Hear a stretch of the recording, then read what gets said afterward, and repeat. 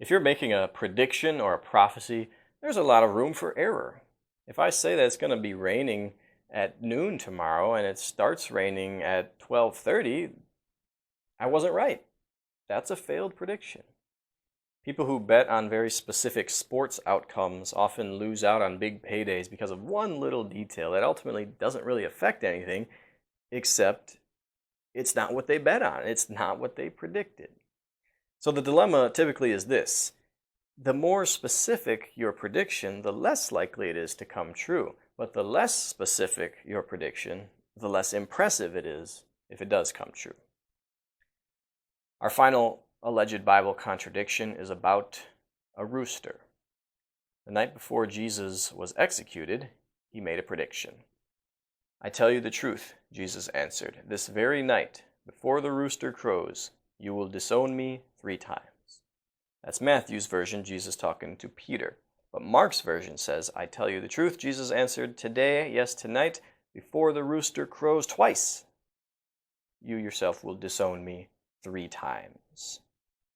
So what was Jesus' actual prediction, prophecy? That the rooster would crow or that the rooster would crow twice? The first thing to note is that there are manuscripts of Mark's account that do not contain the word twice. So there is a possibility that no hint of contradiction existed in the original writings. However, typically the more difficult reading is the correct original reading, and so it's likely that twice is in the original reading. Plus, for the sake of argument, let's assume that Mark's account does have the word twice in, and an apparently different and contradictory prediction here. But it's also important that neither account has any hint of self-contradiction. The one that says the rooster will crow goes on to describe the rooster crowing. The one that says the rooster will crow twice goes on to describe the rooster crowing twice. So what's going on? What is this contradiction about? Well, likely the rooster would crow multiple times throughout a night or throughout a morning. There was often a preliminary, almost negligible, not as loud crowing. And then, closer to actual daybreak, the more famous, noticeable crowing that we think of when we think of the rooster crowing.